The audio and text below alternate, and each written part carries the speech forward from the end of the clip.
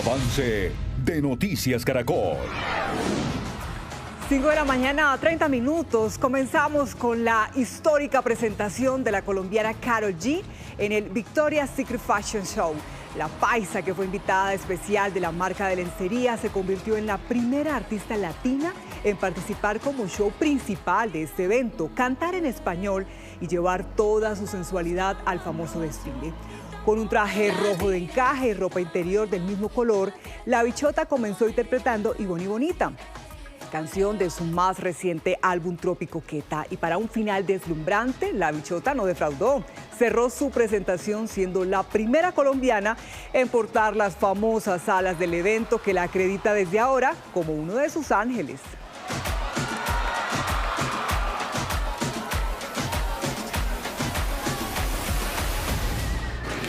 Y Karol G no fue la única colombiana que nos hizo sentir orgullosos en el Victoria's Secret Fashion Show. Estamos viendo las imágenes de la presentación de Valentina Castro, la tumaqueña de 22 años que se convirtió en la primera modelo de nuestro país que logra participar en uno de los desfiles de moda más importantes del planeta. Aunque Valentina había desfilado para grandes firmas como Dior, Louis Vuitton o Rabanne, este espacio representa para las mujeres latinas un espejo del cambio en los ideales de belleza, empoderamiento y autoaceptación femenina. Y en esto va la historia de la mujer que comenzó en un barrio humilde de Tumaco haciendo trenzas. Ahora está convertida en una de las modelos más destacadas de la industria.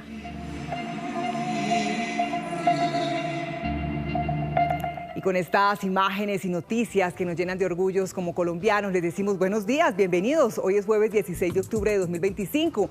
Aquí comienza nuestra primera edición de Noticias Caracol. Primero la gente, gracias por preferirnos para estar bien informados. En minuto les vamos a hablar del anuncio del presidente de los Estados Unidos, Donald Trump, de pasar a una etapa terrestre en la lucha contra el narcotráfico en el Caribe, teniendo como objetivo a Venezuela. Tendremos analistas para que nos cuenten qué significa este nuevo paso. También les vamos a explicar por qué hay alerta en materia energética por las fallas en la planta regasificadora de Cartagena. Y en otras noticias, la registraduría se pronunció en torno a la polémica política del momento relacionada con el enredo jurídico que sigue rondando la consulta del pacto histórico del próximo 26 de octubre. Muchas noticias en este jueves, pero antes vamos con otra información prevista para hoy en Colombia y el mundo. Aquí les presentamos el despertador de hoy jueves 16 de octubre. Bienvenidos.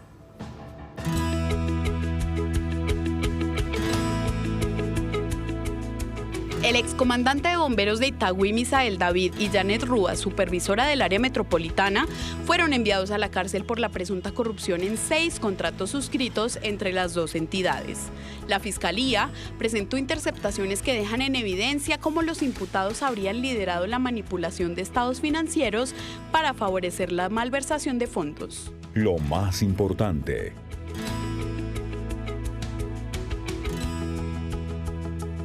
Tras el mantenimiento preventivo realizado a la planta de regasificación de Cartagena, se presentó una falla eléctrica que prende las alarmas porque se limitaría el suministro de gas a las plantas térmicas de la región. El ministro de Minas instó a Ecopetrol a avanzar rápidamente en el proyecto de importación de gas TGI vía Ballenas en La Guajira y con la iniciativa de Coveñas, cuyo proceso de contratación ya empezó para ampliar las posibilidades de suministro a futuro.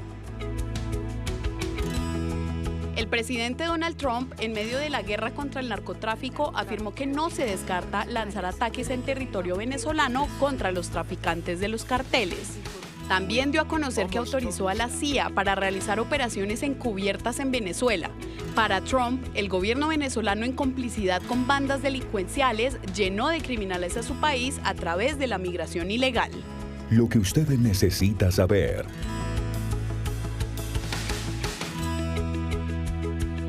El precandidato presidencial Daniel Quintero decidió no participar de la consulta presidencial del pacto histórico que se realizará este 26 de octubre. Quintero aseguró que debido a que la consulta será de carácter interpartidista, existe el riesgo jurídico de no poder participar en la consulta que se realizará en el mes de marzo. Iván Cepeda y Carolina Corcho se mantienen en la consulta. Somos Noticias Caracol. Primero la gente. Ya estaba revisando el diario El Espectador para que comencemos una ronda por las portadas de los principales periódicos del país. El de la casa, El Espectador, hoy titula: el ejemplo de Jessica. 9 años después, el Estado reconocerá su responsabilidad en la muerte de Jessica Liliana Gaviria, una joven que vivió 23 años con piel de mariposa sin recibir la atención necesaria para garantizar su calidad de vida. El caso, que llegó a la CIDH, busca sentar un precedente para otros niños afectados por la negligencia y el abandono del sistema de salud en Colombia. ¿Qué nos trae ahora el diario de Medellín? El Colombiano dice: Quintero se desinfló en encuestas y dejó botada la consulta. El exalcalde, que incumple sus promesas con frecuencia, se bajó de la consulta del 26 de octubre del pacto histórico, alegando una persecución del Consejo Nacional Electoral, pero detrás habría una estrategia para sacarlo del camino por sus cuestionamientos y la falta de apoyo a la izquierda. Avanzamos, encontramos ahora en el diario El Tiempo: sur del país en vilo por bloqueo en carretera panamericana a la altura de Rosas, Cauca. Comunidades le reclaman al gobierno cumplir acuerdos. En la vía Cali-Buenaventura, protestas dejan pérdidas diarias de 10.000 millones de pesos. Y terminamos con el diario del Caribe, El Heraldo, que hoy nos trae: incertidumbre manda en la Uniatlántico. Ante protestas y posible paro en El Heraldo, líderes estudiantiles llaman a la calma, al diálogo y al respeto de la institucionalidad para resolver las diferencias. Diferentes sectores evalúan convocar asambleas permanentes para hacer seguimiento a elección del rector. 5 de la mañana, 36 minutos, bienvenidos. Si usted acaba de encender su televisor, aquí estamos listos para contarles cómo amanece el país. Saludamos a nuestros televidentes en cada uno de los rincones de nuestro bello país y por eso ya ven ahí en pantalla a nuestros compañeros en diferentes ciudades y puntos de la información. En Cartagena está Leonel Quintana, en Barranquilla Argemiro Pion, en Cali María Juliana, en Itagüí está Mariana Rodríguez, en el norte de Bogotá Julián Ríos. Aquí también en nuestra sala de redacción está Eduardo Hernández. En el occidente de la capital está Héctor Rojas y en Barranquilla, como nuestro ojo de la noche hoy, Grace Rodríguez. Grace, con usted vamos a comenzar entonces este recorrido, pero antes contémosles a nuestros televidentes lo que anuncia o lo que advierte el pronóstico. Lluvias, temperatura máxima 30 grados y el pico y placa allí en esta bella ciudad nos rige. Bueno, Grace, hablemos de lo que pasó en esta Barranquilla nocturna, operativos especialmente contra esa lucha de la explotación infantil laboral. Cuéntenos. Daniel y televidentes, buen día. Así es, miren, pues precisamente las autoridades de la Policía Metropolitana de Barranquilla han comenzado a intensificar esas campañas de prevención contra el trabajo infantil, teniendo en cuenta esas denuncias recientes que han recibido de la presencia de menores de edad en semáforos vendiendo dulces, pidiendo dinero hasta altas horas de la noche, situación que preocupa, por supuesto, a todas las autoridades. Por eso, pues además hay que destacar lo que dicen las autoridades, y es que este año por lo menos han puesto a disposición de las autoridades competentes de comisarías de familia, del ICBF, a unos 84 niños, niñas y adolescentes que fueron identificados en situación de vulneración y que ya comenzaron este año un proceso de restablecimiento de sus derechos. Escuchemos lo que dicen las autoridades. Promoviendo la corresponsabilidad entre familia, instituciones y comunidad, buscando la protección de los derechos de las niñas, niños y adolescentes. Durante estas actividades buscamos orientar las rutas de atención y las rutas de denuncia. Con eso garantizamos que los menores permanezcan en las aulas y no poner en riesgo su bienestar y su futuro. Miren, pues los uniformados van a continuar realizando estos recorridos, especialmente en esas zonas o sectores comerciales donde han recibido estas denuncias, para promover la denuncia, para que los ciudadanos sigan dando reporte inmediato a las autoridades y así puedan garantizar los derechos de todos los niños y niñas aquí en la ciudad y, por supuesto, en todo el país. Sí, señora, y es que las denuncias de la comunidad sí que son claves para contribuir justamente a esa reacción y aportan a las investigaciones de las autoridades contra este flagelo, contra esta gran preocupación.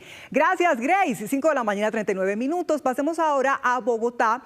Antes vamos a revisar entonces qué nos advierte hoy. Lluvias, ¿cómo no? Tenemos lluvias en la capital desde anoche. De hecho, aún todavía a esta hora en algunos sectores de Bogotá llueve y el pico y placa hoy le corresponde a esos vehículos cuyas placas terminan en 1, 2, 3, 4 y 5.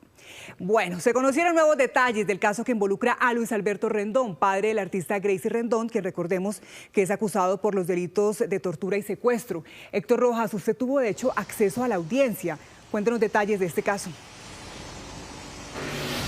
Daniela, buenos días. Mire, pero permítame, por favor, arrancar con información de servicio, porque como usted muy bien lo decía, llovió durante toda la noche en diferentes municipios de Cundinamarca, pero también en varias localidades de Bogotá. Persiste la lluvia en estos momentos y esta podría ser una de las causas de un accidente que se presentó hace pocos minutos en el occidente de la ciudad, donde desafortunadamente muere un motociclista tras impactar contra un bus zonal. Esto ocurre en la avenida esto exactamente avenida Rojas con calle 55, por lo que las autoridades recomiendan tomar rutas alternas como la avenida Boyacá, avenida 68, avenida calle 26 o avenida calle 63. Un motociclista que desafortunadamente muere en un accidente de tránsito. También información de servicio, y es que una familia está desesperada porque hace 2 días desapareció un hombre de 78 años, José Antonio Wilches Castillo.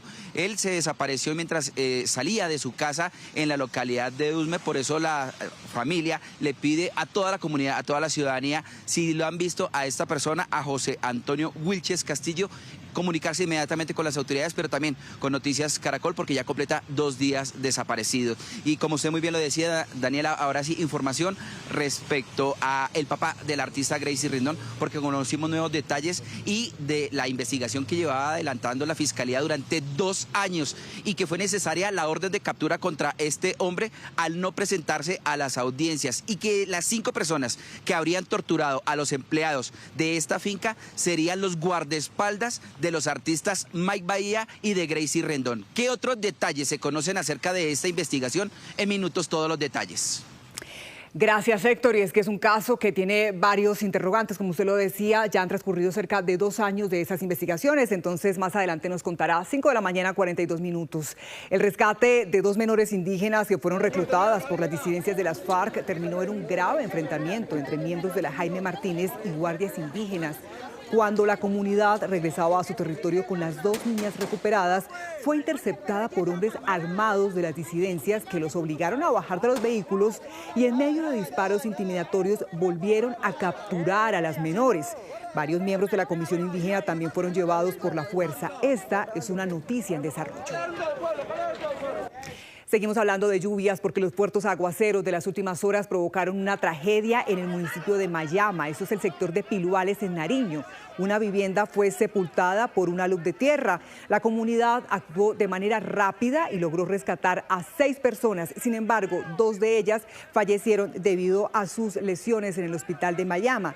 Según los habitantes, las lluvias se habrían prolongado por lo menos por más de 72 horas. Esta es una noticia en desarrollo. 5 de la mañana, 43 minutos. Vamos ahora a nuestra sala de redacción. Eduardo, buenos días. Sigue la expectativa en el país, la preocupación por lo que está ocurriendo en la planta regasificadora del Caribe. Esta planta debía estar en funcionamiento en la madrugada del martes, pero no es así y de hecho ya ha generado algunas decisiones de las últimas horas. Usted nos cuenta los detalles. ¿Cómo amanecemos, Eduardo? Hola, ¿qué tal, Daniela? Una feliz mañana también para usted. Mire, si no le queda claro algo, por favor, pregúnteme, pero voy a empezar explicándole qué es lo que hace la regasificadora. Básicamente el país compra gas líquido, llega a esa regasificadora del Caribe y lo convierte en gas gaseoso que podemos efectivamente utilizar en los hogares, en las industrias, para los vehículos y entre otras cosas, y mayoritariamente en las térmicas que producen energía con ese gas. ¿Qué es lo que está pasando? Al no entrar en vigor el funcionamiento de esta planta regasificadora por estos temas eléctricos técnicos que ha tenido, pues lo que ha pasado es que Ecopetrol se ha visto en la obligación de darle gas que normalmente utiliza, por ejemplo, para la refinación de gasolina, utilizar ese gas para dárselo a las industrias, para dárselo a las térmicas, para dárselo a los hogares. Y esa es la razón por la cual explica en este audio que usted va a escuchar a continuación el presidente de Ecopetrol cómo se está estresando toda esa producción de petróleo y se está sacrificando de alguna manera ese aspecto para poder garantizar el servicio, tanto de gas como de luz, especialmente en la costa caribe colombiana. Escúchelo. Seguimos trabajando, ministro, desde Ecopetrol a marcha forzada estresando nuestros activos, ministro, hay que decirlo, de manera quizás nunca antes vista en la historia de Ecopetrol, sacrificando producción, apagando unidades en nuestras refinerías para no consumir gas y haciendo esfuerzos importantes para abastecer de electricidad campos que en otros momentos se abastecían de gas para asegurar la producción. Por ahora lo que han dicho las autoridades es que está garantizado tanto el servicio de energía que producen las térmicas con ese gas, como el propio servicio de gas, especialmente para los hogares, para las industrias y para los vehículos que utilizan este combustible. Sin embargo, en las últimas horas, la Superintendencia de Servicios Públicos ya le envió una carta a todos los agentes del mercado diciéndoles, ojo, porque les voy a poner marca personal, necesito un reporte cada hora de lo que está ocurriendo con ese mantenimiento ante la expectativa, por supuesto, que se ha generado frente a alguna posibilidad de que haya interrupciones en el servicio. Sobre este mismo tema habló el hombre de las térmicas, el representante de ANDEG, que es el gremio de las térmicas en Colombia, a propósito de lo que está pasando y lo que se prevé podría ocurrir para poder seguir produciendo energía en nuestro país. Lamentablemente tiene una falla del lado eléctrico y tienen que volver a chequear todo el mantenimiento, todo lo que se hizo para ver dónde está el problema. En ese orden de ideas, pues obviamente las plantas tenían que seguir generando hoy, entonces las plantas térmicas lo que hicieron durante el día fue tomar gas del sistema de transporte, es decir, de los tubos por donde se transporta el gas, se tomó ese gas de allí y obviamente pues ahí es donde tiene que hacerse un balance después para ver qué gas se toma y cuánto tiene que pagarse por ese gas. Entonces, mientras tanto, se ha venido utilizando ese gas y se han hecho gestiones o se hicieron gestiones durante el día para comprar gas que estuviera sobrando durante el día de hoy, que no fue mucho. La planta regasificadora del Caribe ha emitido un comunicado, esto es lo que se llama SPEC, por si lo llega a escuchar nuevamente durante las noticias del día, y lo que ha planteado es que están trabajando de manera fuerte para poder garantizar que al final de la tarde se pueda poner otra vez en funcionamiento esa planta regasificadora y, como le explicaba al principio, convertir ese gas líquido en gas gaseoso y poder garantizar el suministro para todo el país. Eduardo, yo quisiera que le explicáramos a nuestros televidentes de qué manera los impacta esta noticia. En la práctica, ¿en qué se traduce? Por ejemplo, ¿cuándo usamos gas? Este gas que tanto necesitamos. Pues mire, lo utilizamos a diario, por supuesto, en los domicilios. Las industrias lo utilizan mucho y propio Ecopetrol, que está dejando, por ejemplo, de refinar gasolina con ese gas porque también lo necesita. Entonces, aquí lo preocupante y la alerta que hay es que si no entra a tiempo esta planta, como lo está diciendo en este comunicado, esta tarde, pues eventualmente Colombia se podría quedar sin suficiente gas para mantener todo esto que le he mencionado, y ahí pues ya las autoridades tendrán que tomar medidas eventualmente restrictivas, tanto en materia de luz eléctrica como de gas, para solucionar el problema. Bueno, por eso es tan importante este tema y preocupa. Gracias, Eduardo. Esperamos que esta tarde pues conozcamos que se ha superado esa falla eléctrica en esa planta. 5 de la mañana, 48 minutos. Vamos ahora a otro punto de Bogotá, donde está mi compañero Julián Ríos, porque Julián ha estado en las últimas horas del lado de una familia que lucha contra una EPS para que le entreguen los medicamentos que necesita con urgencia una pequeña niña que sufre de leucemia. Julián, cuéntenos un poco del caso. Hola Daniela, muy buenos días. Pues esta es la historia que se repite con los cientos de usuarios que están tratando de obtener en sus EPS todos estos medicamentos y que les dicen que están pendientes o que no hay. La historia que les vamos a contar más adelante tiene que ver con una familia que perdió a un niño de 13 años por un cáncer agresivo y ahora su pequeña, que también acaba de cumplir 13 años y que también tiene cáncer, está luchando por poder sobrevivir. Por eso están tratando de buscar un medicamento y, según la versión que ellos tienen, les dicen que está pendiente, que no hay, que lo están buscando, pero el medicamento es de carácter urgente. Vamos a contarles esta historia, les vamos a también a contar qué dice la EPS y también tenemos pues expertos que hablan sobre este tipo de situaciones y qué pasa si no se le suministra un medicamento a la niña. Ya volvemos. Claro, ya imaginamos la preocupación, la angustia de la familia. Necesita con urgencia esos medicamentos. Gracias, Julián. 5 de la mañana, 49 minutos. Vamos ahora a conocer cómo amanecen en Antioquia. En Medellín, antes les contamos que el pronóstico les habla de un día de tormentas, temperatura máxima 24 grados. Y el pico y placa es para esas placas que terminan en 0 y en 2. Mariana Rodríguez, buenos días. Hay noticias en materia judicial a propósito de ese fondo que la acompaña del lugar donde usted se encuentra, porque se tomaron decisiones contra el jefe de bomberos acusado, señalado en un caso de corrupción. Cuéntenos, buen día. Daniela, buenos días. Fue en la quinta sesión de esta audiencia para legalizar la captura que la Fiscalía decidió enviar a la cárcel a Misael Cadavid, quien hasta el pasado 10 de octubre trabajó como jefe de bomberos de este cuerpo de bomberos de Itagüí, y a María Janet Rúa, supervisora de contratos del área metropolitana del Valle de Aburrá. Esto porque el órgano consideró que, estando en libertad, podrían alterar esas investigaciones mismas que, recordemos, avanzan para determinar si efectivamente hubo un peculado por apropiación y también un fondo, digamos, de corrupción para poder desviar 6 contratos, de los cuales se habrían perdido cerca de 3.000 millones de pesos. Es un caso en el que la unidad de investigación de Noticias Caracol también le ha puesto la lupa. Gracias, Mariana. 5 de la mañana, 50 minutos. Avanzamos en este recorrido. ¿Cómo amanece el país? Ahora llegamos a la región pacífica. En Cali también se advierte de un día de lluvias, temperatura máxima 29 grados, y el pico y placa es para esos vehículos que terminan en 9 y en 0. María Juliana, hablemos de movilidad, especialmente de esa vía que comunica a Cali con Buenaventura, porque las protestas de las últimas horas la han perjudicado. Cuéntenos qué está pasando allí. Daniela, televidentes, pues a esta hora permanece cerrada la vía al puerto de Buenaventura con un bloqueo específicamente en el kilómetro 43. Esto es el sector de la Delfina. Desde el martes las comunidades indígenas salieron a manifestarse esto en el marco de una convocatoria nacional de protestas o movilizaciones. A esta hora permanece entonces cerrada la vía y hay una fila de centenares de vehículos pues afectados por este tema. Más adelante les tenemos todos los detalles y también las exigencias que están haciendo. Importante tener en cuenta entonces esa información, porque seguramente muchas personas necesitan llegar a Buenaventura o usar este tramo de la vía. Gracias, María Juliana. 5:51. Pasemos a las noticias del Caribe. Volvemos a Barranquilla, pero esta vez con mi compañero Argemiro Pion. Argemiro, hay una noticia muy importante para los padres de esos niños de 2 a 5 años. Usted me corregirá. ¿Por qué? ¿Cuál es la invitación de las autoridades con ellos? Buen día.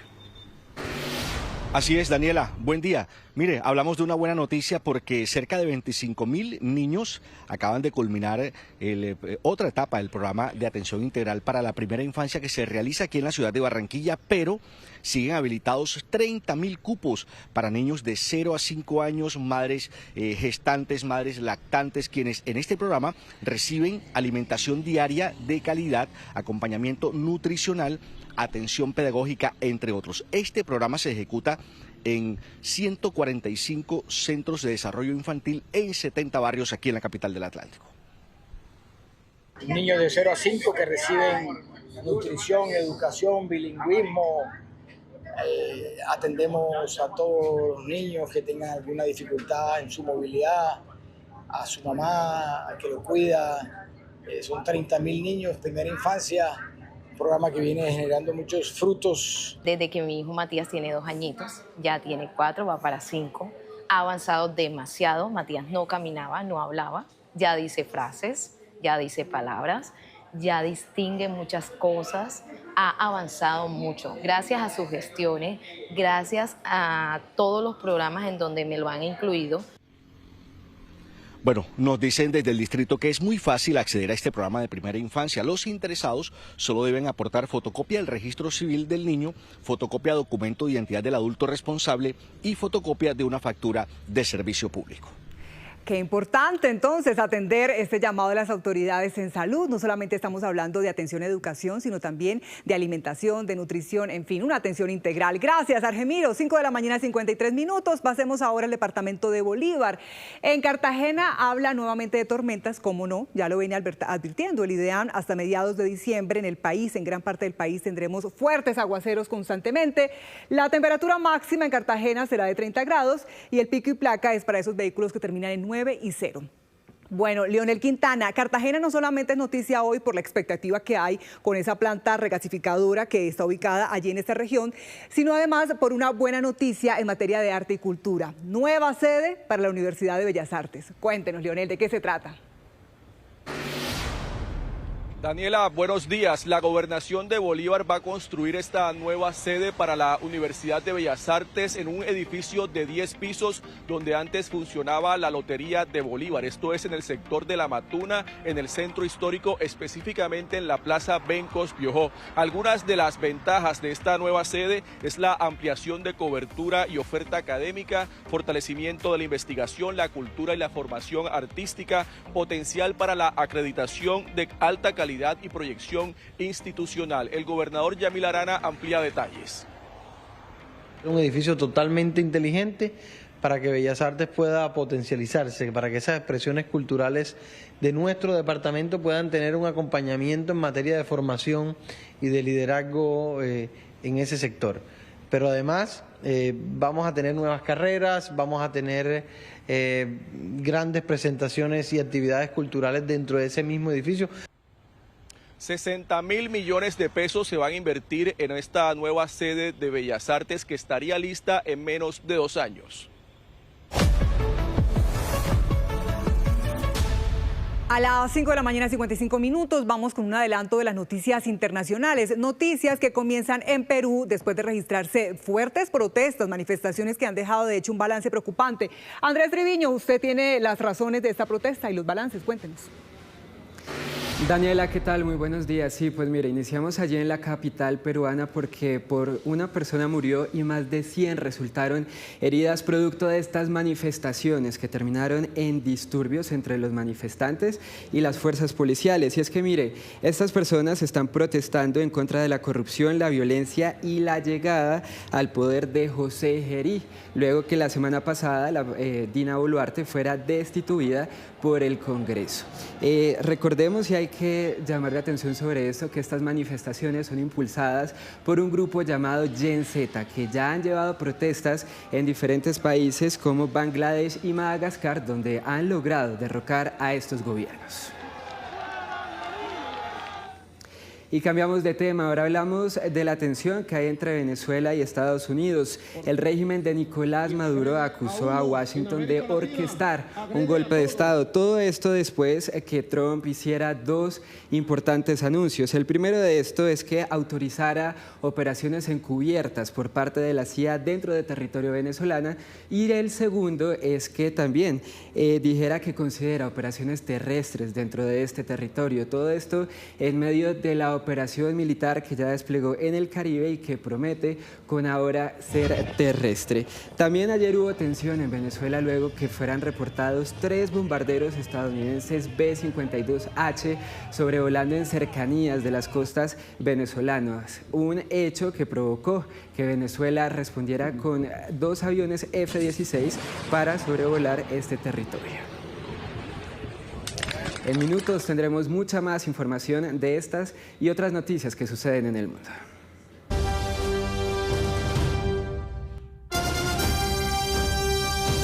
6 de la mañana, 1 minuto. Buenos días a quienes se conectan a la primera edición de Noticias Caracol. Primero la gente.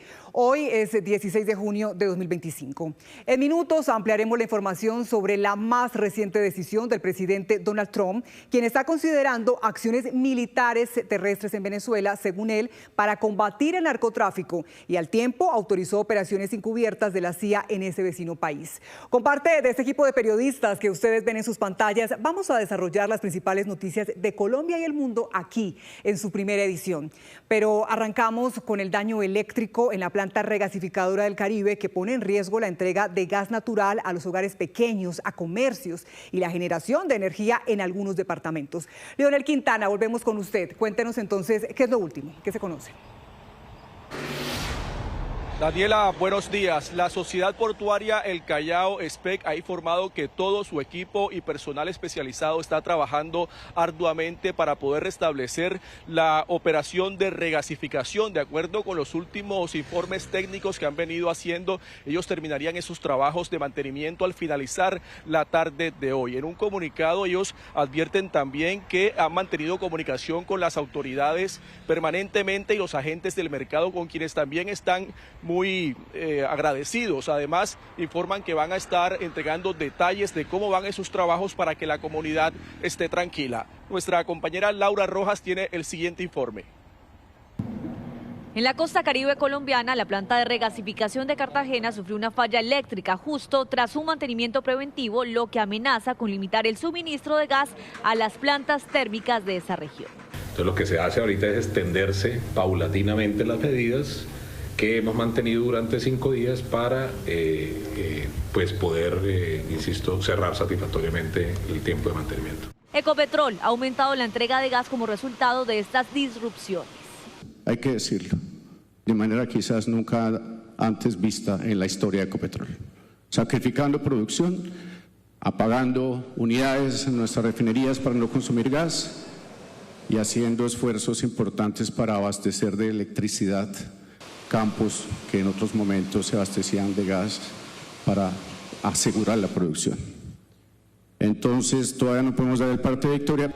Gremios del sector advierten que la crisis en el Caribe pone de relieve la vulnerabilidad del sistema energético. Mientras no se resuelva el episodio urgente, se hace urgente diversificar las rutas y fuentes de abastecimiento para evitar que una sola falla presione al país entero. Hay preocupación porque a la medida que pasa el tiempo las cosas se van estresando aún más. Entonces fíjate que hoy tocó salir, hoy a las plantas térmicas les tocó salir a conseguir gas otra vez porque tenía negociado contratos hasta el día de ayer o pues, había arreglos de contratos hasta el día de ayer. Para 2025 ya se proyecta que una parte significativa del gas consumido será importado, lo cual intensifica la dependencia existente y reduce el margen de maniobra ante emergencias técnicas. Cada vez estamos más estrechos, cada vez estamos más frágiles desde el lado de suministro de gas, entonces digamos que no tenemos muchas alternativas. La alternativa es hoy la importación, pero tenemos solamente una planta de importación. O pues obviamente que otros usuarios de gas, caso Ecopetrol hoy en día, pues tenga que ceder su gas para que las térmicas no se apaguen. Durante la instalación del Congreso de la Agencia Nacional de Hidrocarburos, el Ministerio de Minas instó a Ecopetrol a avanzar rápidamente con el proyecto de importación de gas de TGI vía Ballenas en La Guajira y con la iniciativa de Coveñas, cuyo proceso de contratación ya comenzó. Aquí en Cartagena hay gran expectativa sobre cómo avanzan estos trabajos para poder restablecer la operación. Por supuesto, estaremos muy atentos. Sí, señor, esperamos que en la tarde pues se conozca esa buena noticia, que ya entre en funcionamiento nuevamente esa planta. Gracias, Leonel, 6 de la mañana, 5 minutos. La vía Buenaventura amanece cerrada por protestas pese a la intervención que hizo la fuerza pública en las últimas horas. María Juliana Reyes, ¿qué se conoce? ¿Cuál es la situación a esta hora en esa importante vía?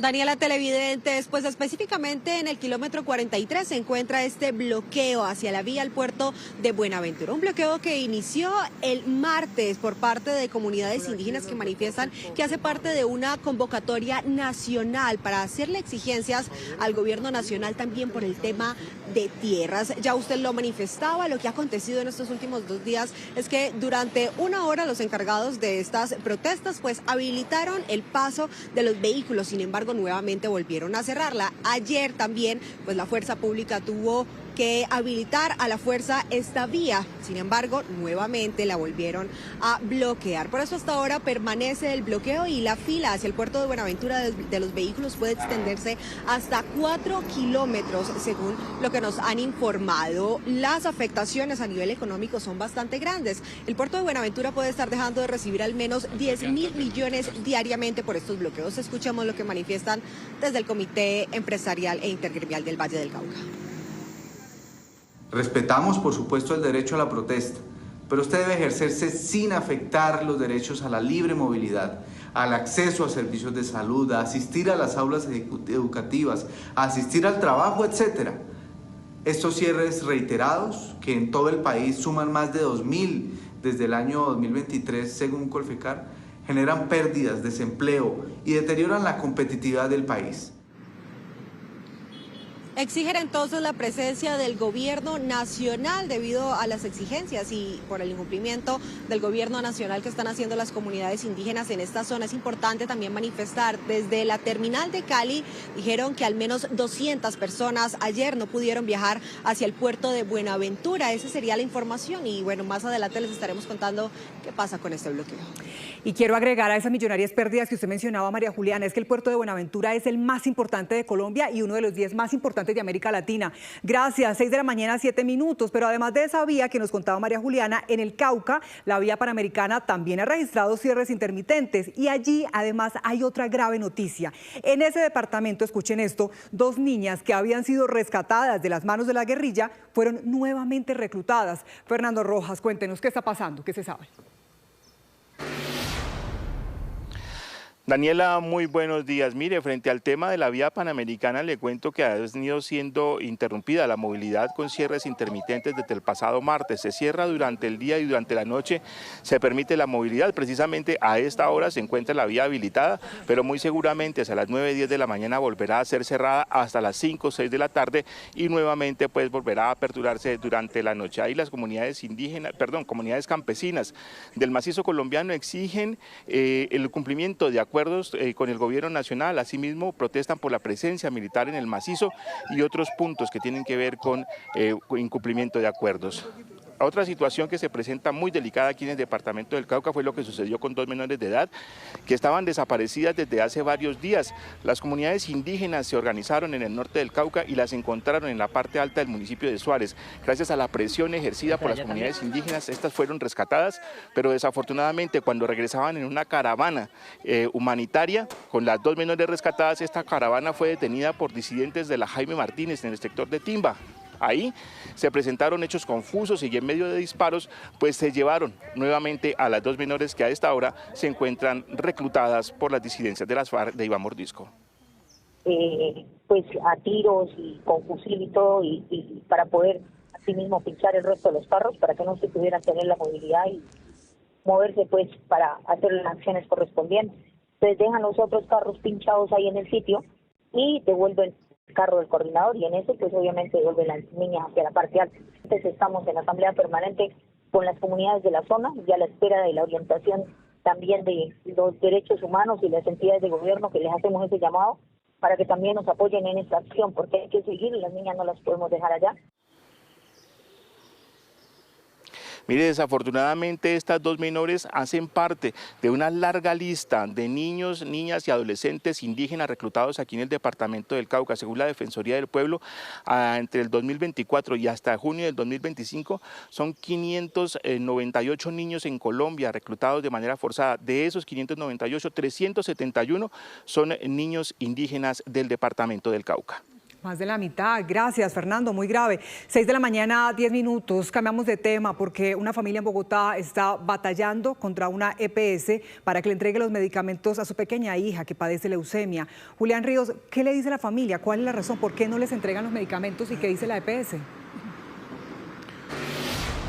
Hola Daniela, buenos días. Pues la familia, sobre todo la madre de Valery, dice que va al dispensario de la EPS y que ya les dicen que el medicamento queda pendiente o que no lo hay. Siempre salen con las manos vacías. Y esta es una historia que le parte a uno el corazón porque ellos tenían un hijo de 13 años que falleció por un cáncer agresivo y ahora están batallando y luchando para que su otra hija, que acaba de cumplir 13 años, no muera. Por eso están tratando de buscar este medicamento. Preguntamos a la EPS, ellos ya están al tanto de este caso y también reconocen que el medicamento no lo tienen y están buscándolo. Veamos este caso porque es una de esas historias que se repite con miles de usuarios de las EPS. La niña Valery Melo, de 13 años, fue diagnosticada con leucemia mieloide crónica. Y a pesar que en estas fotografías y videos se ve en buenas condiciones de salud, para ella es indispensable tomar 3 tabletas de su medicina a la semana para combatir la enfermedad. Sin embargo, según la madre de la niña, el problema es que la EPS ha dejado de suministrarle el medicamento Imatinib de 100 miligramos. necesita tomar todos los días 3 tabletas de este medicamento. Ellos, la EPS Famisanar nos dejó un pendiente del medicamento y hasta la fecha no han suministrado el medicamento de la niña. La madre de la pequeña ha interpuesto varios recursos y peticiones a la EPS buscando una solución e incluso una queja ante la Superintendencia de Salud. Nosotros acudimos a la Supersalud, enviamos un requerimiento, ellos dijeron que Famisanar se tenía que entender. Famisanar nos da una respuesta donde nos dice que la orden está vencida, por lo tanto no es así, la orden está vigente. Se acercó a Famisanar solicitando nuevamente la autorización, nos dieron la autorización y nos dieron para reclamar este mes, pero hace 15 días fuimos a Famisanar a reclamar y que no lo tienen, que tenemos que esperar. Milena López ya perdió un hijo de 13 años por un cáncer y no quiere que se repita la historia con su pequeña hija. Ese medicamento no se puede comprar, no es de venta libre y es un poco costoso, vale la caja aproximadamente 3 millones de pesos. La madre de la pequeña Valerie vive el drama de cientos de usuarios de EPS a quienes no les entregan a tiempo sus medicamentos.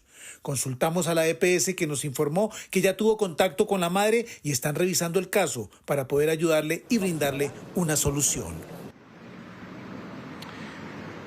Igualmente, pues hay asociaciones y fundaciones que apoyan y le colaboran a todos los pacientes que tienen esta enfermedad. Nosotros hablamos con una de estas fundaciones, su presidenta pues explica en qué consisten estos tratamientos y por qué pues también la falta de los medicamentos. Escuchémosla. Un paciente con leucemia mieloide crónica que no recibe oportunamente su tratamiento es un paciente que corre riesgo de progresión de la enfermedad. El paciente puede progresar a fases más avanzadas, tener una crisis blástica y tener una enfermedad similar a una leucemia aguda, que es una enfermedad mucho más agresiva y difícil de controlar. La paciente incluso puede tener riesgo de muerte, muerte evitable. ¿Qué está pasando con los medicamentos en Colombia? Bueno, en los últimos meses los pacientes los han recibido de manera muy intermitente.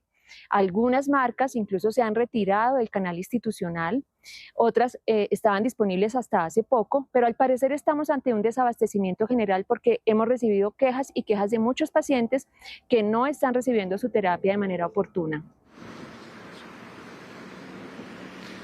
Bueno, y sobre este caso de la pequeña Valerie, contactamos a la EPS Famisanar y ellos en un comunicado pues nos respondieron, reconocen que están tratando de ayudar a la pequeña. Dice lo siguiente: de la EPS Famisanar comprendemos la importancia y la urgencia del tratamiento que requiere nuestra afiliada y por ello estamos realizando seguimiento prioritario al caso reportado. El operador farmacéutico nos informó que el medicamento se encuentra en proceso de gestión de compra por parte del área de abastecimiento. Es importante aclarar, por tratarse de un medicamento de alto costo, su adquisición y entrega requiere un proceso especial de solicitud y validación y puede tomar tiempos diferentes a los habituales. No obstante, estamos trabajando para agilizarlo al máximo, conscientes de la importancia del tratamiento para la afiliada. Entonces, pues así las cosas, la EPS está trabajando también para poder contactar y conseguir este medicamento y así pues ayudarle a la pequeña y a su familia.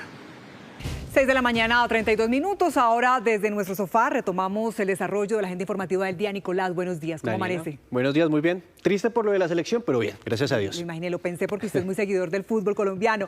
Bueno, y en Antioquia se volvió a registrar otra agresión a un trabajador en vía pública, Nicolás. Daniela, esta vez todo ocurrió en el municipio de Río Negro y hay que decirlo, la víctima en este momento pues está recuperando de varias lesiones que sufrió. Mariana Rodríguez, ¿cómo fue que sucedió este caso? Cuéntenos. Nicolás, esto fue contra un operario de aseo de ese municipio del oriente antioqueño. El señor estaba cumpliendo con sus labores, terminando de asear las calles, recoger la basura, y en ese trayecto, que fue muy cerca al parque principal, se encontró con unas personas que al parecer estaban disponiendo indebidamente esos residuos sólidos y él les llamó la atención, pues por supuesto de forma educada. Pero más adelante estos 3 hombres lo atacan y lo empiezan a golpear hasta pues dejarle varias lesiones, principalmente en su rostro. De hecho, el señor perdió varios de sus dientes. Los 3 hombres ya fueron capturados y se tendrán que enfrentar por haber agredido a este operario de la empresa de aseo de ese municipio de Río Negro. Gracias al accionar inmediato de nuestra fuerza pública, de nuestra Policía Nacional y en articulación con nuestras cámaras del Centro de Monitoreo y Control, logramos la ubicación, la captura de estos 3 ciudadanos, quienes hoy están a disposición de las autoridades correspondientes. Reiteramos nuestra solidaridad con el funcionario y su familia y hacemos un llamado a toda la comunidad rionegrera, a la cultura ciudadana, a la empatía y al respeto por el otro. Y mientras este operario se recupera de esas lesiones que le han generado estas 3 personas, la empresa Verde Limpio emitió un comunicado pidiendo y exigiendo que casos como este no se vuelvan a repetir y que por supuesto también se trate de sensibilizar a la comunidad, porque esto, dicen ellos, no es nada más que una muestra de la falta de empatía y respeto por la ciudadanía. Noticia en desarrollo en Noticias Caracol. Ahora son las 6 de la mañana y 35 minutos y vamos a hablar de un tema que mantiene en alerta al país y tiene que ver con las fallas que ha presentado la planta regasificadora del Caribe. Es una planta que básicamente lo que hace es convertir en gas el gas líquido que está llegando importado a nuestro país. Esa es la razón por la cual estamos en contacto a esta hora con Alejandro Castañeda. Él es el presidente de ANDEG, que es el gremio de las termoeléctricas, las que utilizan ese gas para la generación de energía. Doctor Castañeda, un gusto tenerlo con nosotros. Gracias por estar en Noticias Caracol. Eduardo, buenos días para ti y para todas las personas que nos ven. Bueno, ha dicho la planta regasificadora o SPEC que en la tarde de hoy se va a solucionar el asunto, pero ¿qué tan estresado está todo el sistema eléctrico y de gas en Colombia por cuenta de esta situación? Pues Eduardo, comencemos por el porqué, es decir, ¿por qué está estresado? Por una razón, y es que las plantas térmicas de la costa necesitan generar permanentemente para que la región Caribe no se apague. No somos capaces de llevar toda la energía desde el interior del país, donde se produce la gran cantidad que se produce con generación hidráulica, con agua. Entonces nos toca tener unas plantas en la región Caribe que utilizan esta planta de importación de gas natural de Cartagena para convertir, como tú decías, el gas licuado en gas natural normal y consumirlo, y por eso no dejar apagar la región Caribe, esos 7 departamentos que dependen pues de esta generación. Entonces esa es la razón. Entonces sí está bastante estresado por una razón, y es uno, pues desde el lado eléctrico se está haciendo todas las coordinaciones para que estas plantas puedan recibir el gas, tanto Termoflores como Termobarranquilla como Termocandelaria reciban el gas y produzcan la energía eléctrica.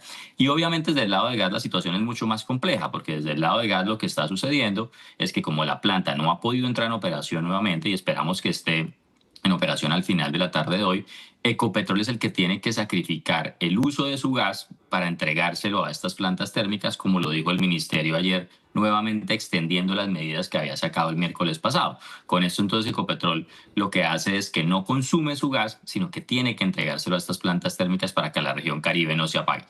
Sí, entendemos que el que salva a la patria aquí es Ecopetrol, pero Ecopetrol también está dejando, por ejemplo, de refinar gasolina y de producir petróleo por cuenta de esta situación. Sí, correcto. Es decir, como te digo, no es que tengamos nuevo gas de Ecopetrol, no es que haya un gas diferente, digamos, o distinto o nuevo, pues, dentro de la ecuación. Lo que está sucediendo es que Ecopetrol, como vos lo dices bien, no puede producir en sus refinerías, tiene que disminuir la cantidad de refinados de gasolina, de diésel y de otros elementos, de otros combustibles. Entonces, pues tiene que sacrificar ese uso, tiene que sacrificar el uso también que le da el gas, por ejemplo, en Cusiana, para volverlo a inyectar en la tierra y secar petróleo. Entonces, pues tiene que disminuir su capacidad de producción de petróleo desde este campo y así disminuir, por ejemplo, usos en campos donde utiliza el gas para producir energía eléctrica y producir petróleo. Entonces, pues obviamente Ecopetrol es el que se está viendo afectado. Lo cierto es que, pues digamos que no se está afectando otro tipo de industria, no se está afectando a industria manufacturera ni otro tipo de industria, pero sí la industria que depende de Ecopetrol en el tema de combustibles. Sí, doctor, entiendo que este problema que está en la regasificadora del Caribe se va a solucionar hoy en la tarde. ¿A qué escenario nos podemos enfrentar si esto no sucede, si esta falla eléctrica no se soluciona en las próximas horas? Pues mira, lo primero es que efectivamente esperamos que sea hoy. La planta debía entrar en operación terminaba su mantenimiento el lunes al mediodía. el martes, no debía, discúlpame. Entonces, lo que sucedió es que fue a arrancar nuevamente y no pudo comenzar a entregar gas por una falla en el fluido eléctrico dentro de la misma planta de regasificación y extendió obviamente ese mantenimiento teniendo que chequear nuevamente todos los procesos que había hecho, y lo que dicen ellos es que estiman que hoy en la tarde esté lista la planta. ¿Qué va a suceder? Pues que el sistema va a seguir estando muy estresado, que tiene que continuar una coordinación muy grande entre Ecopetrol, el ministerio, las diferentes entidades, las plantas térmicas de la región Caribe, el mismo administrador del sistema eléctrico, para que nada falle, porque estamos muy delgaditos, exacto, estamos muy estresados.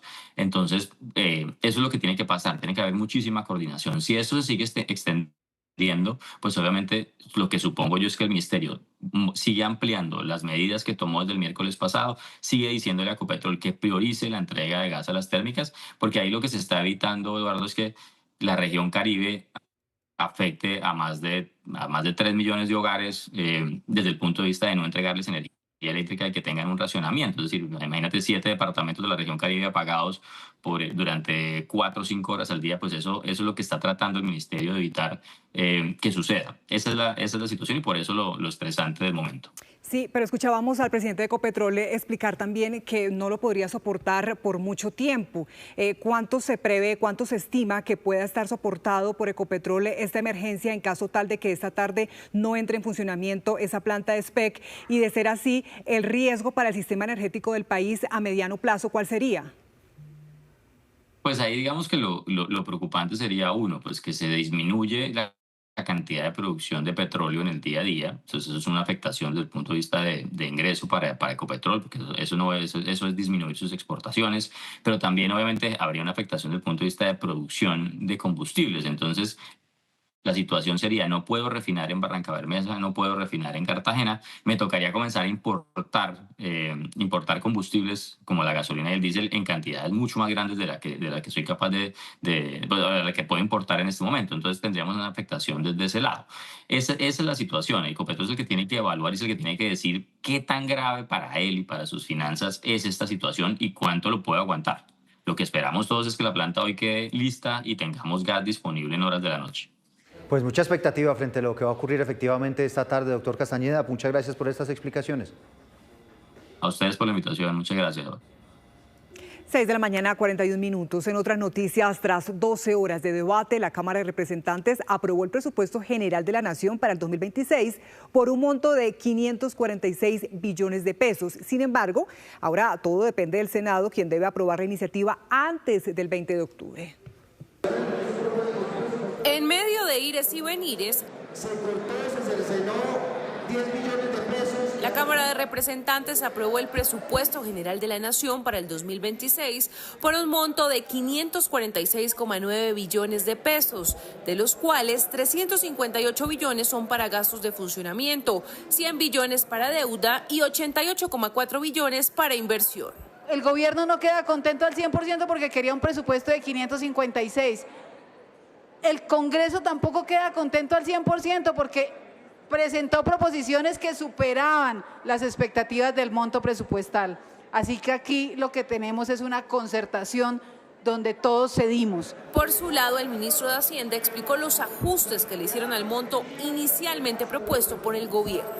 Hacer recortes fundamentales en varios de los ministerios y en los proyectos de inversión que tenía inicialmente previstos el presupuesto originalmente planteado. No obstante, durante el extenso debate hubo varios recesos porque algunos representantes manifestaron su molestia al no recibir desde un principio por parte del gobierno el presupuesto regionalizado, es decir, la plata destinada para cada uno de los departamentos. Se retomó la discusión y uno de los puntos más álgidos del debate fue la disminución del presupuesto para la Defensoría. Quiero que el país sepa lo que está quedando desfinanciado en unas elecciones que pintan, ojo, como una de las más violentas de los últimos 20 años.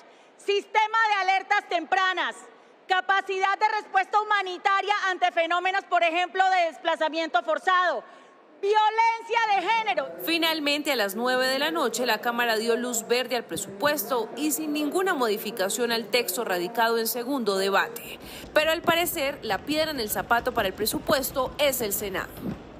donde no hubo quórum para continuar con la discusión del articulado una vez se aprobara la ponencia. La molestia de la oposición es la adición de recursos a entidades como el DAPRE y la Procuraduría. Vivienda, que es un sector que dinamiza la economía, agricultura se reduce cerca en $1 billón en el presupuesto que presenta el gobierno, pero aumenta considerablemente la asignación al DAPRE, que nuestro criterio es para seguir haciendo politiquería. Será entonces a partir de las 9 de la mañana de hoy que el Senado tome una decisión si aprueba o no el presupuesto del 2026. Hoy se realizará en Medellín el 12º encuentro de proveedores y contratistas de las empresas públicas de Medellín, 70 años construyendo juntos el desarrollo de los territorios. El evento, que se transmitirá a partir de las 8 de la mañana a través de las plataformas digitales del Espectador, Noticias Caracol y EPM, reunirá a líderes empresariales, académicos y representantes del ecosistema de servicios públicos domiciliarios para compartir experiencias, tendencias y desafíos hacia una gestión más innovadora, resiliente y comprometida con las comunidades. Este será un espacio de diálogo y reflexión sobre el papel transformador del sector de los servicios públicos en el desarrollo sostenible de Colombia. Con noticia en desarrollo en Noticias Caracol. 7 de la mañana, 5 minutos. El presidente Donald Trump parece estar listo para llevar su operación antinarcóticos en el Caribe a otro nivel, con operaciones terrestres y no solo marítimas, como ha sucedido hasta el momento. Por eso hacemos contacto a esta hora con Juan Camilo Merlano en Washington. Juan Camilo, ¿qué dice la Casa Blanca sobre ese posible escalamiento del conflicto? Daniela, es, si se quiere, lo más parecido a una alerta temprana dado por parte del presidente Donald Trump, en el sentido de que están listos o que ahora lo que vendría es operaciones en terreno, en territorio venezolano, para frenar el tráfico de drogas. Ahora bien, no aclaró el presidente si esas operaciones en terreno serían de la naturaleza de lo que hemos visto en el Mar Caribe, es decir, bombardeos, pero sí dijo que están estudiando, que están considerando muy seriamente esa posibilidad, porque ya tras el bombardeo de las 3 embarcaciones en el Mar Caribe, 27 muertos, de las 5 embarcaciones, perdón, en el Mar Caribe, 27 muertos, dice que está casi totalmente controlado el tráfico de drogas por vía marítima y que por eso ahora tienen que pasar a la siguiente fase, que es en vía terrestre. Pero el otro hecho relevante, confirmado por el presidente Donald Trump, tiene que ver con que autorizó operaciones encubiertas de la CIA en territorio venezolano, operaciones de carácter letal, según lo que reportó el diario New York Times, dice el presidente Trump, por 2 razones. La primera, porque Venezuela, dice Trump, vació sus cárceles para llenar a los Estados Unidos de inmigrantes indocumentados y de criminales, de miembros de organizaciones terroristas como el Tren de Aragua.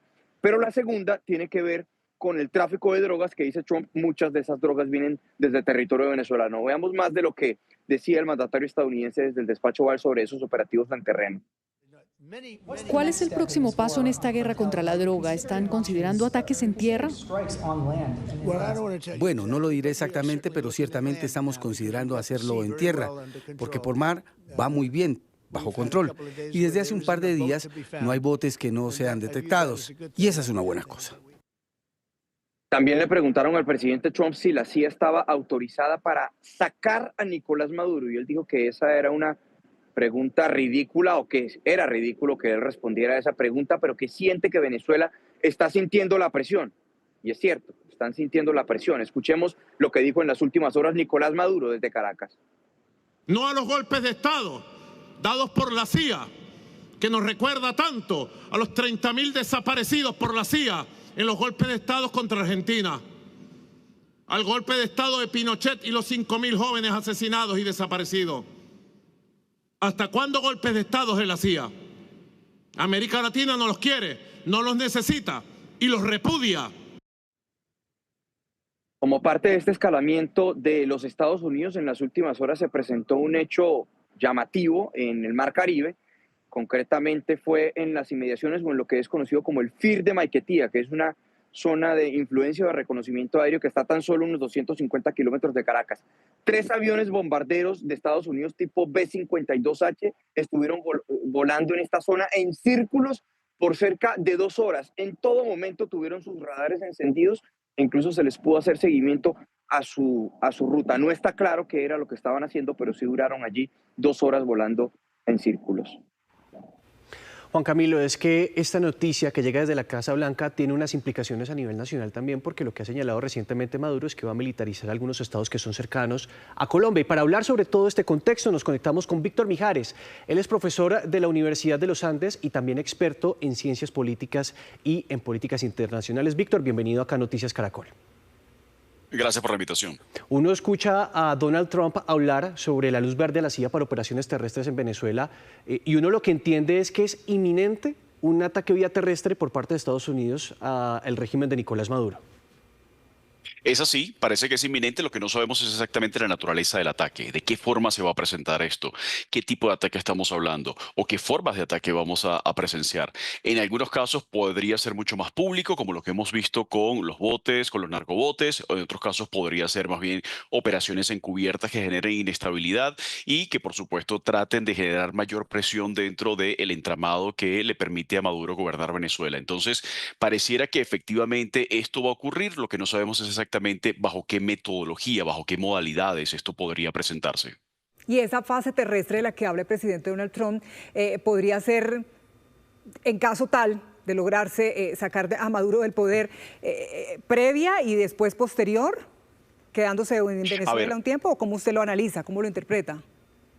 Pareciera que no hay interés en una administración de Venezuela, al menos no de forma directa, en el caso de algún tipo de operación que termine con un cambio de régimen, sino generar la presión suficiente para que fuerzas internas tomen el poder, aparten a Maduro del cargo y que a partir de allí entonces comience un proceso que seguramente va a ser un proceso largo, tortuoso, complicado, con idas y vueltas, en el que parte del actual régimen se mantenga, pero que negocie con la oposición que por supuesto tiene en su cabeza oficialmente a Edmundo González y extraoficialmente, y todos sabemos que es, digamos, la líder y la cabeza, digamos, de la oposición, que es María Corina Machado. Entonces, la situación pareciera más bien tratar de aplanar un poco el terreno para que se dé este cambio político y que efectivamente esas fuerzas puedan, pues, negociar, porque no va a ser tan fácil salir completamente del chavismo.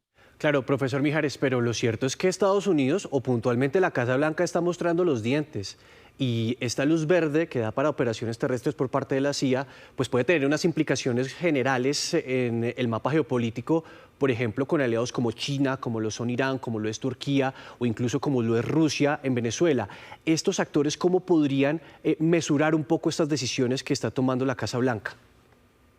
Pues al parecer no están generando la moderación que se esperaba, no pareciera haber una importante participación de ellos. Ha habido, por supuesto, declaraciones diplomáticas, ha habido, por supuesto, reclamos en el ámbito de los foros internacionales, pero no estamos viendo presencia abierta ni reforzamiento de esa presencia por parte de, digamos, los aliados extracontinentales que usted ha mencionado, sobre todo el caso de China, de Rusia, de Irán específicamente. Entonces, en esta situación pareciera que no hay interés en algún tipo de apoyo. En el caso de China está en una situación, digamos, de conflicto mucho más comercial con los Estados Unidos y no quiere involucrarse militarmente en un conflicto tan lejos de su área de influencia. En el caso de Rusia sabemos que está bastante ocupada en su propia guerra en Europa y en el caso de Irán está muy disminuido luego de todo lo que ha pasado, no solamente bombardeos en su propio territorio, sino adicionalmente todo lo que ha sufrido sus aliados, como por ejemplo Hezbollah, los hutíes o Hamas en la Franja de Gaza. Entonces, en este momento pareciera que no hay interés, al menos de una presencia mucho más abierta, pero sí podría haber algún tipo de presencia también encubierta, como la que está planteando los Estados Unidos, y podríamos estar entonces ante un teatro de operaciones de guerra híbrida en el territorio venezolano, que por supuesto va a tener implicaciones para Colombia.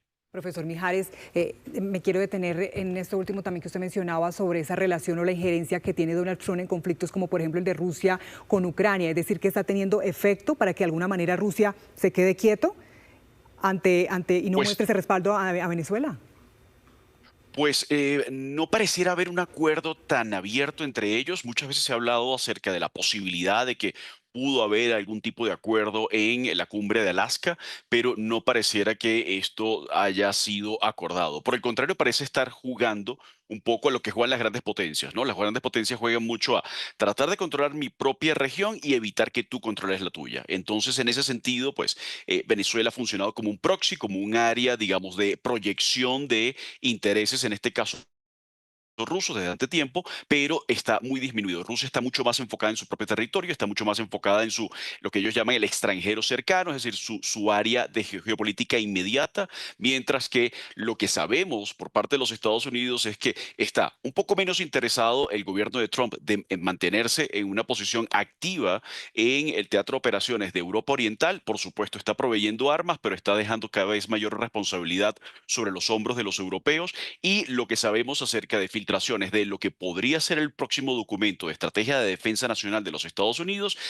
plantea claramente que las prioridades van a ser política interna, seguridad interna y seguridad hemisférica. Y eso pasa, por supuesto, con este despliegue en el Caribe, que considero que no necesariamente es un despliegue coyuntural, sino que puede ser un despliegue estratégico, y podríamos estar viendo la nueva fase de presencia de los Estados Unidos en el hemisferio occidental, sobre todo frente a América Latina. Claro, y esa nueva fase que usted menciona, que es híbrida por el despliegue militar, pero también la presión al régimen de Nicolás Maduro, ¿no tendría un escenario hipotético que serían diálogos de la oposición venezolana con el régimen, tal como sucedió en la fotografía de esta semana, sentar a Israel y Hamás para lograr un acuerdo de paz, pero trasladado hacia Venezuela?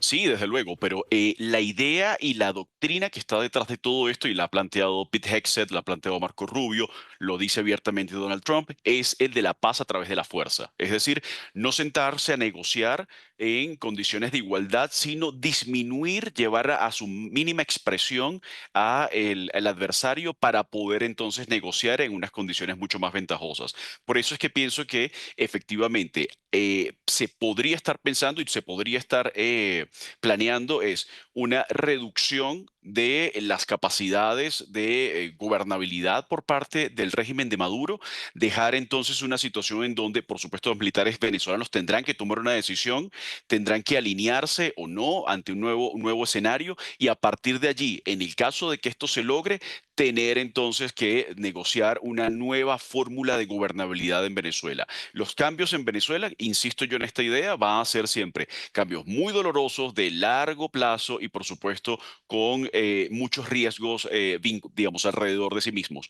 Pero la situación de sostenerse, es decir, de mantenerse Maduro en el poder, es también una amenaza, no solamente para los Estados Unidos, sino para toda la región. Entonces aquí estamos eligiendo entre, digamos, el menor de los males para la seguridad hemisférica. Claro, profesor, y es que sin duda después de ese histórico acuerdo en la Franja de Gaza, seguramente la intención de la Casa Blanca ahorita es concentrarse en el hemisferio occidental, puntualmente con lo que sucede en Venezuela. Muchas gracias por estos minutos, profesor Mijares. No, gracias a ustedes por la invitación.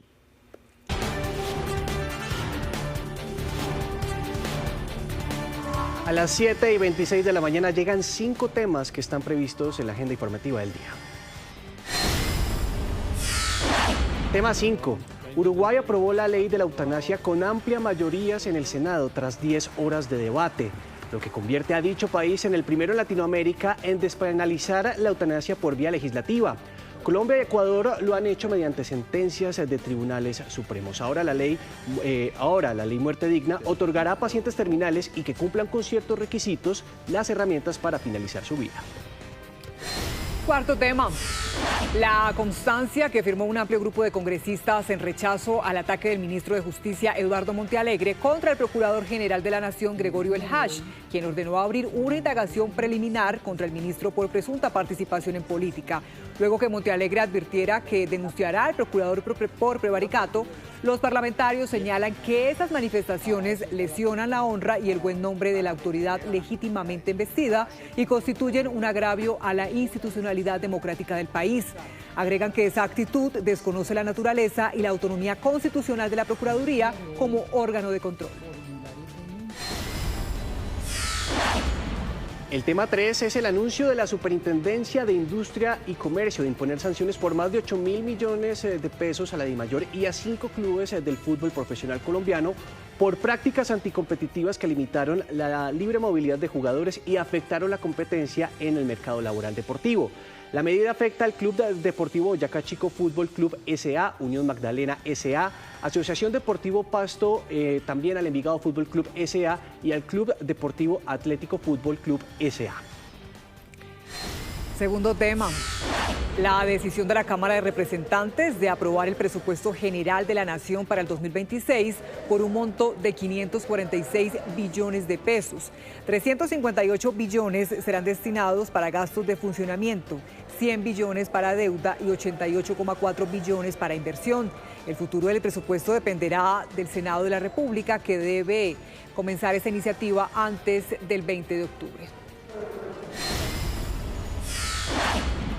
El tema 1. Tras el mantenimiento preventivo realizado a la planta de regasificación de Cartagena, se presentó una falla eléctrica que prende las alarmas porque se limitaría el suministro de gas a las plantas térmicas de la región Caribe. El ministro de Minas y el presidente de Ecopetrol se comprometieron a brindar el combustible necesario para evitar apagones o cortes en el servicio de gas mientras se supera esta situación.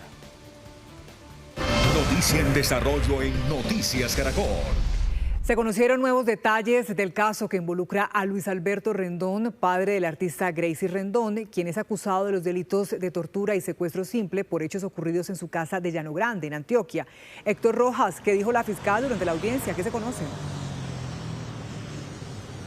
Daniela, pues son varios los cuestionamientos que hizo la Fiscalía contra Luis Alberto Rendón por su presunta participación en este caso. Por un lado, dijo que si bien se cometió un hurto y se robaron un dinero y joyas avaluados en más de 1.000 millones de pesos, que alcanzaría hasta los 1.700 millones de pesos, ¿por qué no denunció inmediatamente a las autoridades?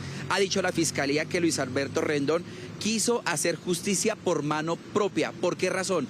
Porque 5 personas que fueron capturadas ese mismo día de los hechos, el 8 de mayo del 2023, que vestían trajes negros, portaban fusiles, que estas personas ingresaron a la casa y cogieron a 2 trabajadores de la finca, los metieron a cuartos separados y los empezaron a torturar, a golpear. Les golpearon las manos, las piernas y el tórax con martillos. Posteriormente introdujeron una manguera con agua en sus bocas y también armas de fuego, y les decían constantemente dónde estaban. La Fiscalía cuestionó también que Luis Alberto Rendón, pese a estar en la casa, él dijo que no había escuchado nada, pero extrañamente un vigilante que estaba en la finca y fuera de la casa es quien da aviso a las autoridades al decir que escuchaba gritos de tortura pidiendo auxilio, que las 5 personas que habrían participado de este secuestro, de esta tortura y de esta golpiza a los 2 trabajadores de la finca son, según la Fiscalía,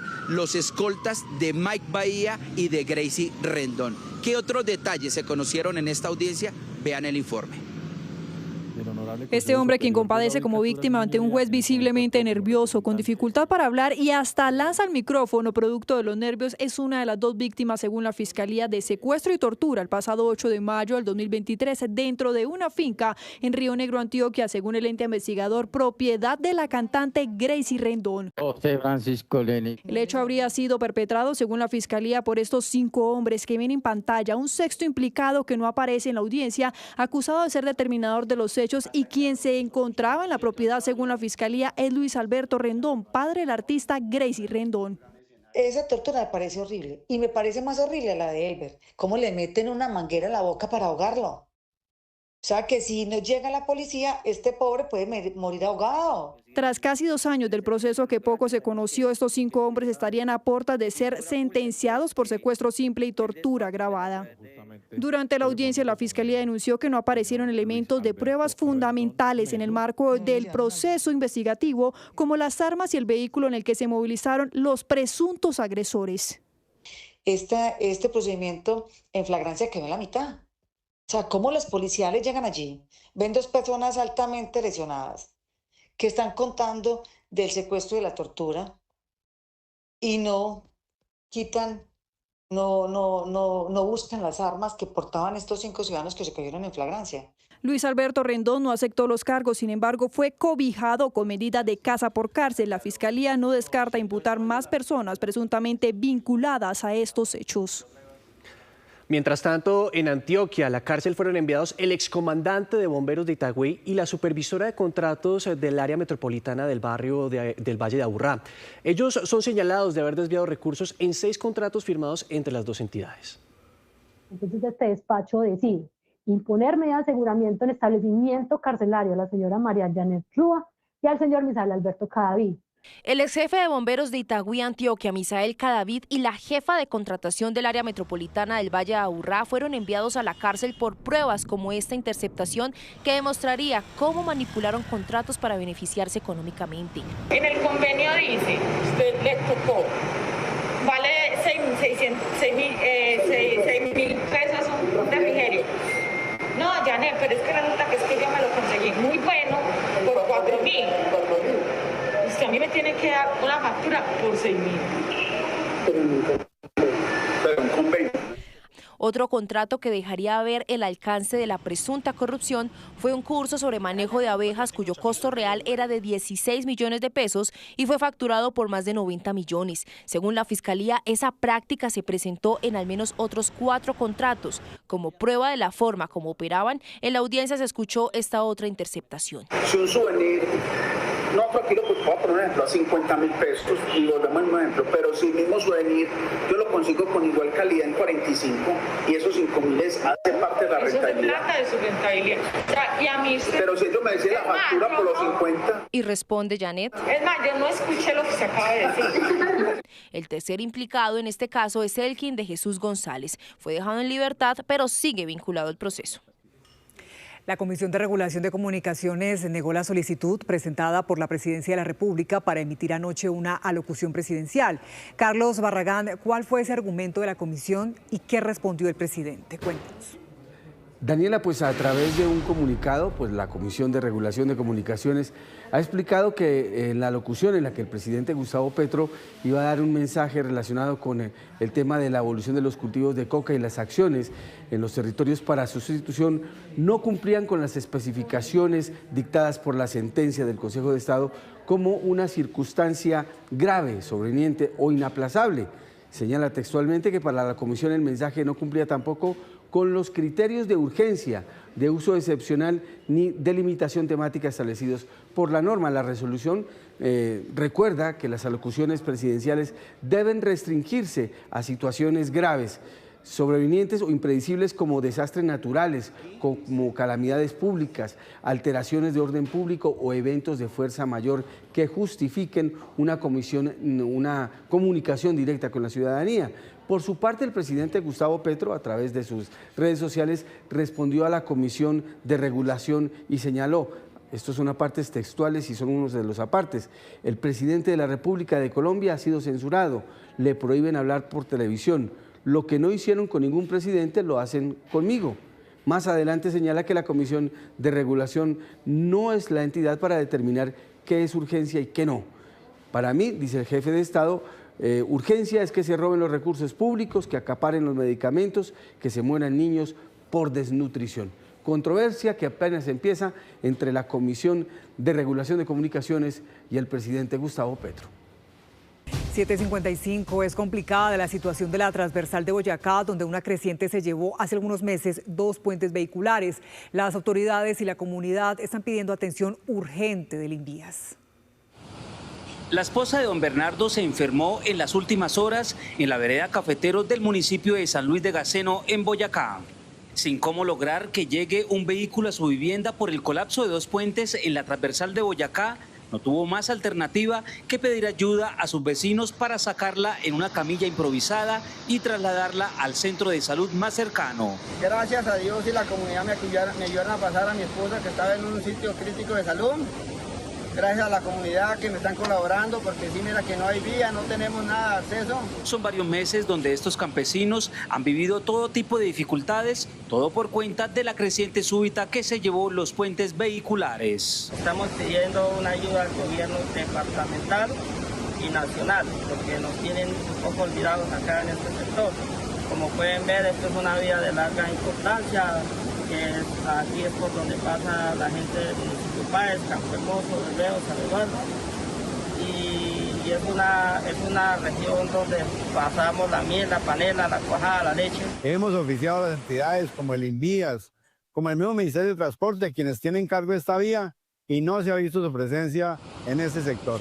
Son miles de familias de Boyacá y Casanare afectadas. Exactamente en el sitio de la Yotengana, donde colapsó el puente, y hoy se ve afectado una población considerable de 30.000 personas. Los ciudadanos aislados piden al Invías actuar rápidamente, volviendo a construir los puentes caídos o por lo menos instalar una estructura metálica mientras se busca una solución definitiva.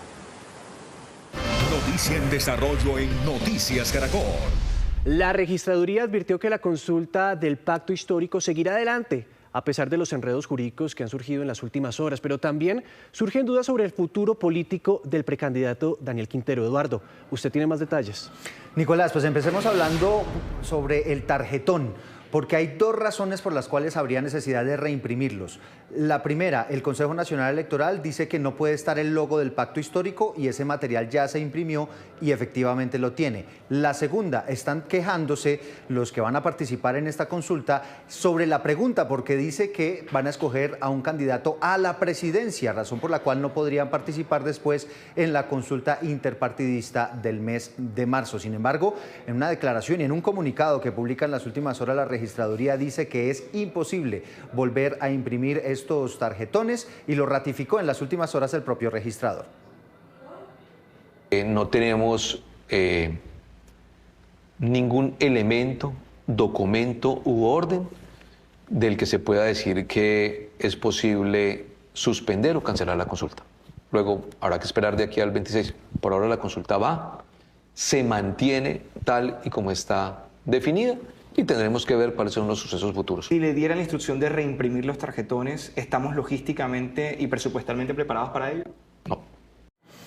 Pero además dice la registraduría que hubo por lo menos 7 reuniones desde mediados de agosto con los integrantes de estos partidos y todos estuvieron de acuerdo en ese tarjetón que se iba a imprimir. Por otro lado, le están lloviendo críticas desde el pacto histórico a Daniel Quintero por su decisión de retirarse. Una de ellas, Susana Muhammad, que ha publicado en las últimas horas el siguiente mensaje: los partidos del pacto histórico deben llamar a cuentas a Daniel Quintero.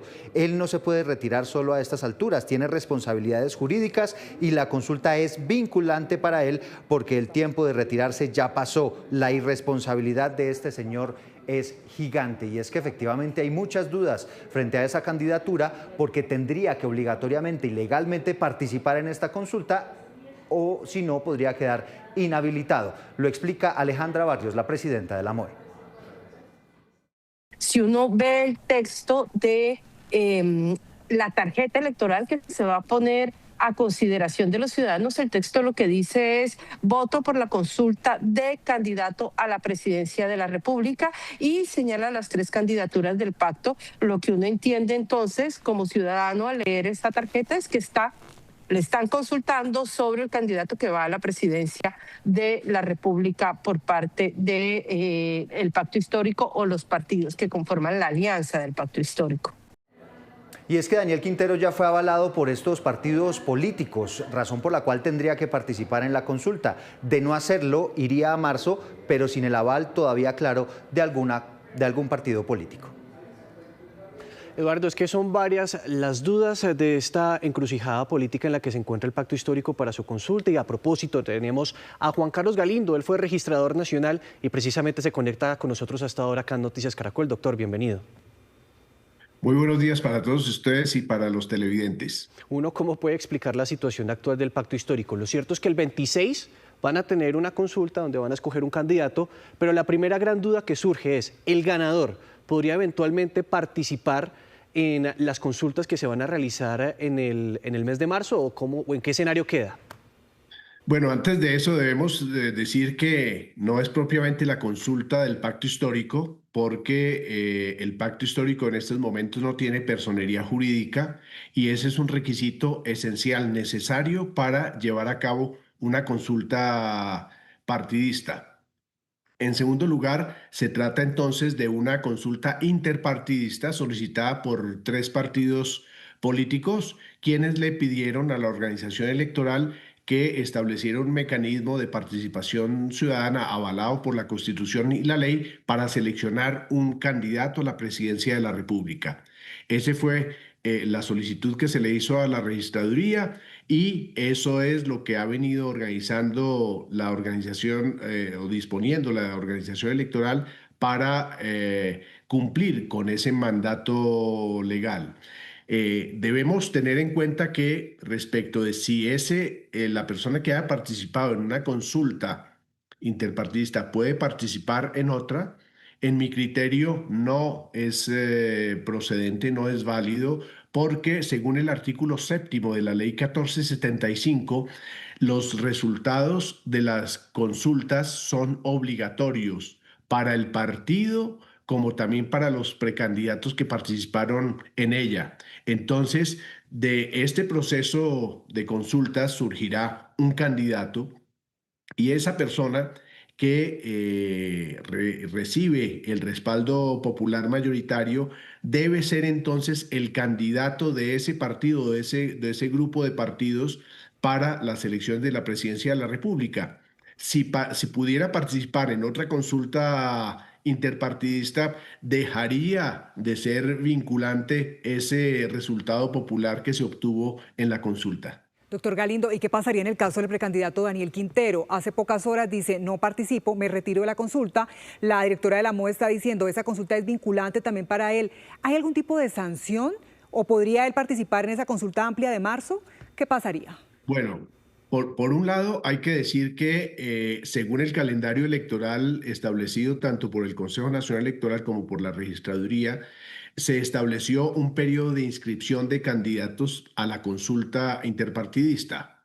Esta fecha era el 26 de septiembre y en ese momento los 3 partidos intervinientes en este procedimiento inscribieron a sus candidatos. Tenían incluso hasta el 3 de octubre para modificar las inscripciones. No hubo ni modificación ni renuncia hasta ese momento. Luego, a partir del 4 de octubre se hizo vinculante y obligatoria la participación de todos y cada uno de los candidatos.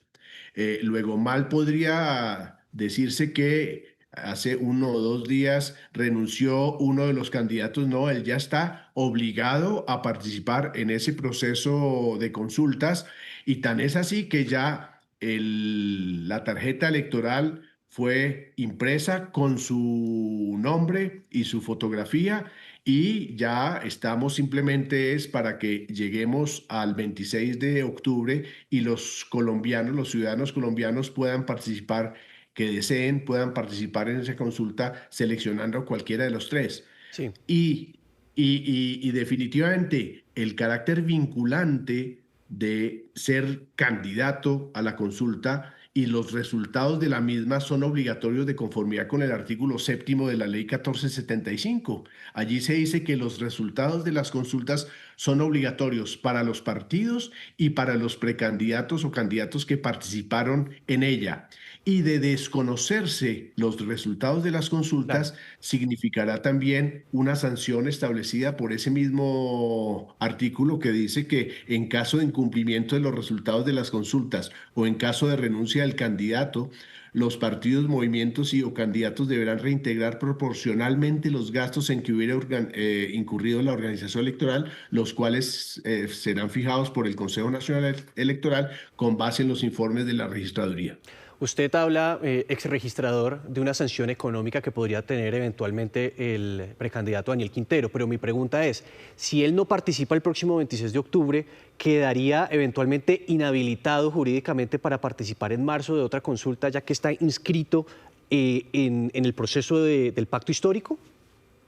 Claro, por un lado, el candidato ya está obligado a participar en ella. Su renuncia fue extemporánea, ineficaz, no tiene ningún efecto respecto de la consulta del 26 de octubre. Y adicionalmente, los resultados de esta consulta son obligatorios para los partidos y para los candidatos. En ese sentido, no podría él participar en una consulta adicional porque se estaría desconociendo lo previsto en el artículo 7º de la ley 1475. Pues, doctor Juan Carlos Galindo, exregistrador nacional, muchas gracias por estos minutos con nosotros para ayudarnos a entender y a comprender también la magnitud de este enredo. Muchas gracias y déjenme decirles que invitamos a todos los jóvenes para que participen en el proceso del próximo 19 de octubre, que son las elecciones de los consejos municipales de juventud. Pueden participar los jóvenes de 14 a 28 años y para conocer los candidatos y las listas que fueron presentadas, más de 9.000. Pueden consultar la página www.candidateados.com, en donde verificarán los candidatos en cada uno de los municipios y sus propuestas de trabajo. Es bien importante que los jóvenes aprovechen esta oportunidad democrática y participen en estas elecciones. Sí, señor, son por lo menos 12 millones de jóvenes los que participarán, y de ese tema les vamos a hablar mañana aquí en primera emisión de Noticias Caracol, así que también lo invito para que esté muy pendiente de esto. Gracias, registrador, feliz día. Claro que registrador, sí. Feliz día. A ustedes muchas gracias. 8 de la mañana, 36 minutos. Fuertes aguaceros con tormentas eléctricas causaron inundaciones en 9 municipios de Santander. En Málaga, el nivel del agua represada llegó hasta el interior de las viviendas, establecimientos comerciales y detuvo el tráfico vehicular. También se registró el colapso del sistema de alcantarillado en Aguada, Macaravita, Oiba y Cimitarra. Y un deslizamiento de tierra en San Vicente de Chucurí dejó 7 veredas incomunicadas. Tras la activación irregular de las alertas de Isagen, la hidroeléctrica aclaró que no hay ninguna orden de evacuación en la zona baja del río Sogamoso.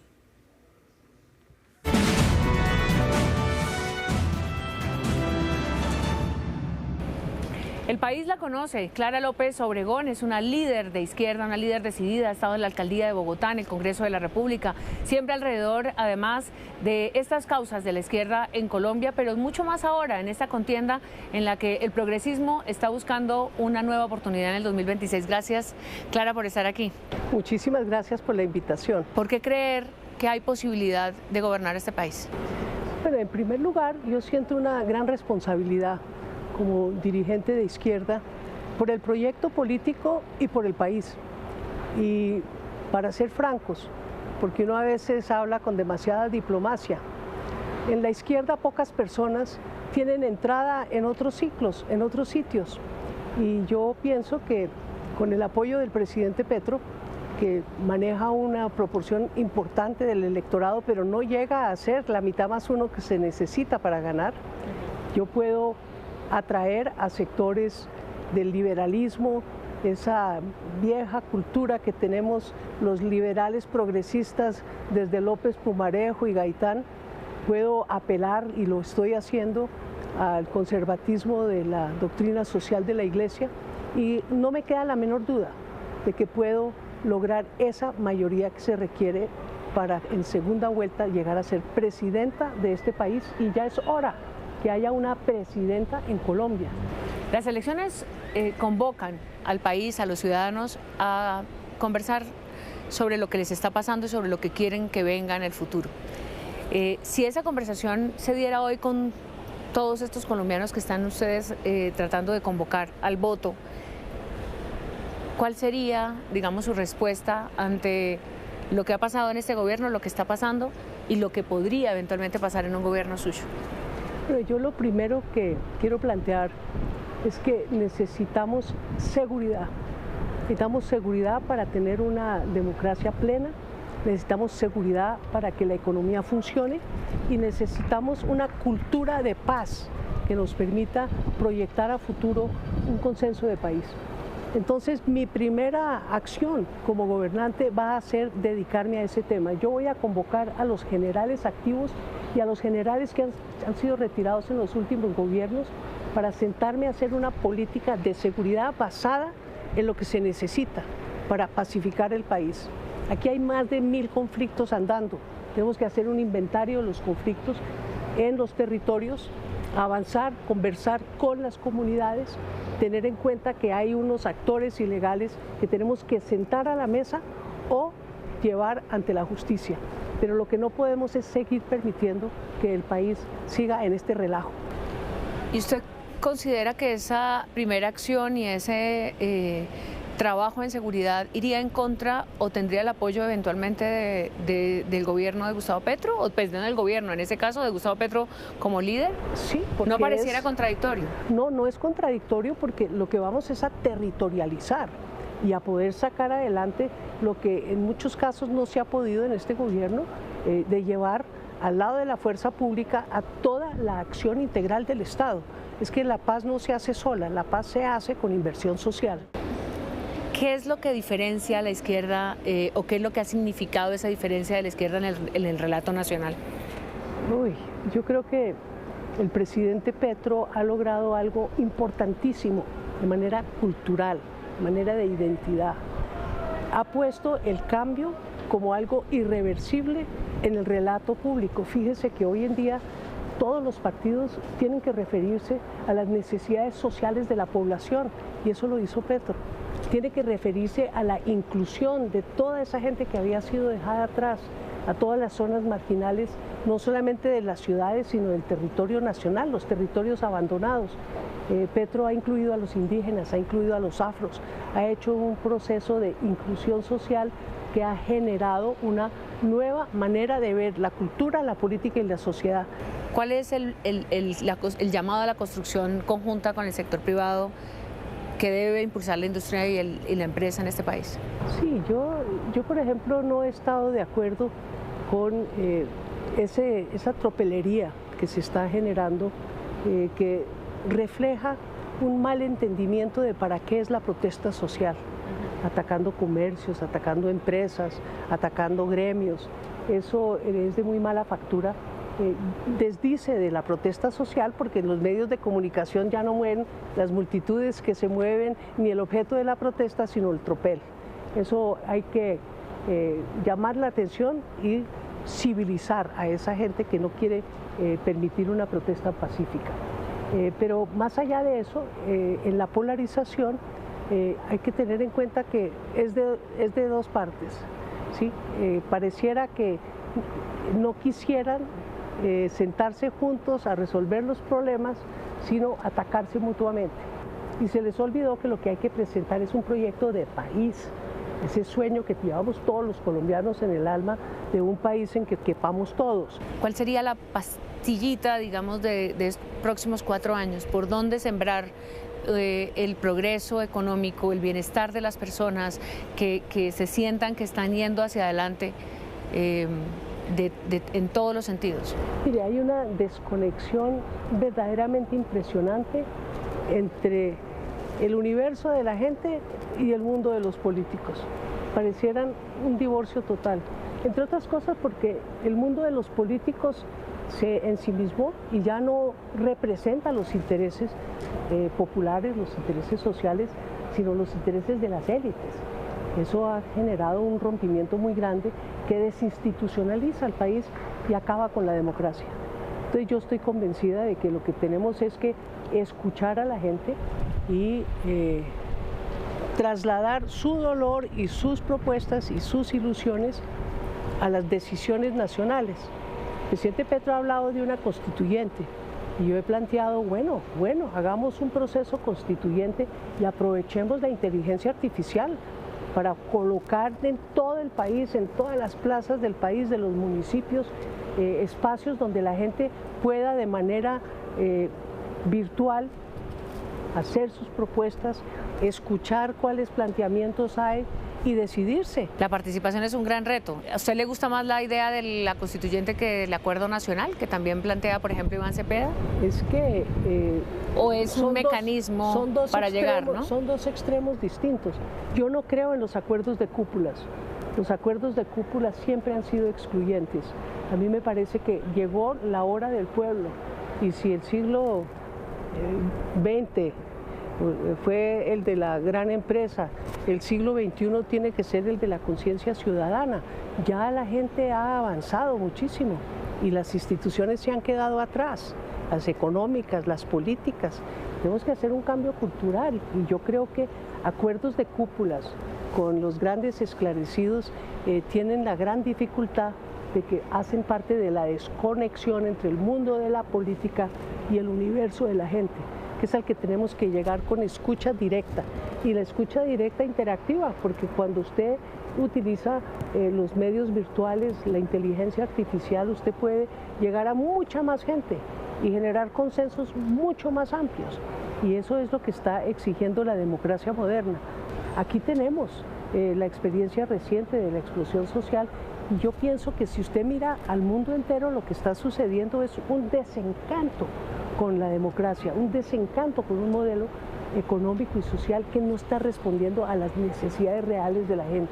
Y si uno quiere ser verdadero patriota, tiene que volver a pensar y hacer más democracia. Aquí le tienen miedo a que la gente decida. Y yo creo que llegó el momento en que nos expongamos a que la gente decida y va a mantener un mejor país. Clara López Obregón está aquí porque se cree presidente. 8:46 de la mañana. La tensión de que el conflicto regrese a Gaza se mantiene latente. Esta mañana Israel y Hamás se acusan mutuamente de no respetar la tregua. Sin embargo, cada día se conocen nuevas historias de familias que pasaron meses separadas por esta guerra. Él es Chadi Abusido, un fotoreportero palestino. Fue detenido por fuerzas israelíes hace 1 año y 7 meses, el 18 de marzo de 2024, en el hospital Al-Shifa, en el norte de la Franja de Gaza. Cuenta luego de su liberación que vivió una pesadilla minuto a minuto, porque los guardias israelíes le dijeron en cautiverio que su esposa y sus 2 hijos habían sido asesinados.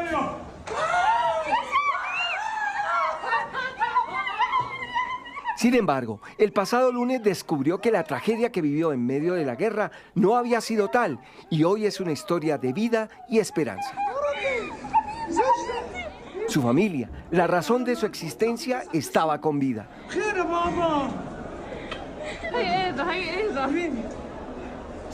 Abusido besó las mejillas de sus hijos una y otra vez. Vi a mis hijos, incluso le dije a un amigo, Alá, ¿están vivos mis hijos? Dijo sí. Le dije, tranquilízame, ¿dónde están? ¿Dónde están? No los veo. Mi esposa, mi padre, mi madre, ¿están bien? Y dijo que sí.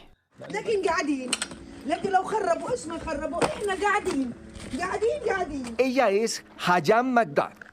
Tiene 49 años y junto a su esposo viven hoy en una tienda de campaña improvisada sobre los escombros. Decidió regresar a las ruinas de su hogar y al caminar entre las casas y edificios desplomados por el horror de la guerra, llegó hasta donde estaba su vivienda. Allí quedó todo, los recuerdos, la infancia de sus 5 hijos. Uno de ellos murió en un ataque en Han Yunis. Caminé desde el sur hasta aquí para llegar a mi casa.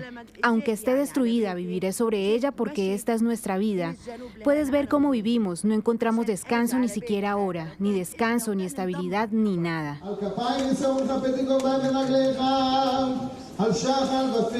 Mientras, en Israel avanzan los funerales de los rehenes que fueron entregados por Hamás. En las últimas horas fueron recibidos 2 más, pero aún faltan 19. Y el nuevo presidente de Siria, Ahmed al-Shara, realizó su primera visita a Rusia en medio de las tensiones de los últimos meses. Durante una reunión con Vladimir Putin, el nuevo mandatario sirio pidió que el derrocado dictador Bashar al-Assad sea extraditado a Siria para que pueda ser juzgado por los múltiples procesos legales que enfrenta en su país. Al-Assad huyó a Rusia desde diciembre del año pasado y desde entonces su regreso se ha convertido en un tema de diferencias entre el Kremlin y el nuevo gobierno sirio. Mientras tanto, México vive sus peores lluvias en años. Casi todo el país se ha visto afectado por aguaceros y deslizamientos. Las inundaciones dejaron atrapados a 2 abuelos en el techo de su casa. Los adultos mayores pasaron horas abrazados. Elodia Reyes e Hilario Reynosa pasaron horas atrapados en el techo de su casa. Lo único que pudieron hacer fue abrazarse. Trataban de aferrarse a la vida y evitar ser arrastrados por la corriente luego que su barrio quedara convertido en un río. Ante la falta de ayuda y la desolación del panorama, el hombre tomó fuerza para ayudar a su esposa y buscar un lugar seguro. De ahí le dije a mi esposa, agárrate de mi pescuezo para poder salir.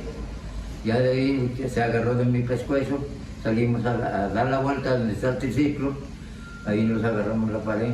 Ahí nos amanecimos, pues de dónde podía yo salir. Pero la pareja fue separada por la fuerza de la corriente.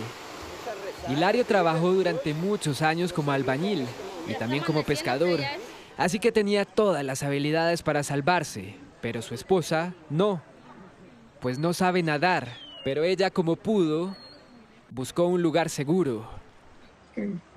Gracias a Dios, están vivos de ella. Porque yo se me va. Yo nomás dije, ya se perdió ya. De modo no me lo voy a encontrar, me tendría buscando. Dice, te mira, ya va llegando tu bien allá de arriba, dice. Le digo, no terminé de ir, le digo, me voy en medio de los dos postes, por ahí salí nada. Fue un momento rápido. Yo llegué allá desesperado y llorado. La inclemencia de la naturaleza destruyó por completo su hogar. Piden ayuda para poder reconstruirlo y en este momento se resguardan en la casa de un vecino. Agradecen que están vivos y que no corrieron la misma suerte que más de 60 de sus compatriotas. El saldo de fallecidos con el que se salda esta temporada de lluvias, la más fuerte de por lo menos 3 décadas en el país azteca. Muy conmovedor. 8:52, volvemos a noticias del país. En Barranquilla, por estas noches se respira creatividad y cultura con el Congreso Latinoamericano Ixel Moda. Grace Rodríguez nos cuenta cuál es el ambiente que se vive por estos días allí en la capital del Atlántico. Así es, miren, pues durante todas estas noches en Barranquilla se respira un ambiente de moda y anoche la cita fue en La Troja, este sitio icónico y patrimonio musical de la ciudad, pero no precisamente para bailar salsa, sino también para vivir una pasarela. Aquí en el siguiente informe les contamos más detalles. A ritmo de salsa, las instalaciones de La Troja, patrimonio musical, se convirtieron en una pasarela llena de color, estilo y sabor barranquillero gracias a un evento que celebró la creatividad y le dio la bienvenida al Congreso Latinoamericano Ixel Moda que se lleva a cabo en la ciudad. Tuvimos una noche muy especial con Barranquilla Moda desde La Troja. Fue una noche increíble, donde se sumaron más de 10 marcas barranquilleras para un espectáculo para exaltar la cultura, la moda, el baile, la gastronomía y, por supuesto, todo lo que somos los barranquilleros. La colorida velada destacó el trabajo colaborativo que impulsa la moda local, integrando diseñadores, artesanos y emprendedores. Disfrutamos todo lo que fue esta pasarela de apertura de Barranquilla en Moda, celebrando juntos lo que es de verdad que Barranquilla esté de moda. Este trabajo colaborativo donde pudimos traer las palmeras desde diferentes frentes con artesanos, con diseñadores, con zapateros, con todo lo que es Barranquilla. Entre pasos de baile, telas alegres, repito, entre pasos de baile, telas de alegres colores y texturas, estampados, accesorios y mucho sabor local, se marcó el inicio de estas noches, donde en Barranquilla se respirará moda, talento y orgullo caribeño en cada rincón. Pues miren, lo más importante de estos eventos aquí en la capital del Atlántico también es que están jalonando o atrayendo cada vez más turistas, empresarios que ponen su mirada en la ciudad y que por supuesto eso genera más economía para Barranquilla. Con este informe del Ojo de la Noche me despido. Feliz jueves para todos. Hágame el favor. Bueno, pues con ese momento histórico que nos enorgullece terminamos, pero los invitamos también a escanear con su celular el código QR que está apareciendo en pantalla para descubrir muchas historias que tenemos para ustedes en digital. Daniela, nos vemos a las 12:30 con una nueva edición informativa en el canal Caracol. Ya viene día a día. Esto es Noticias Caracol, primero la gente.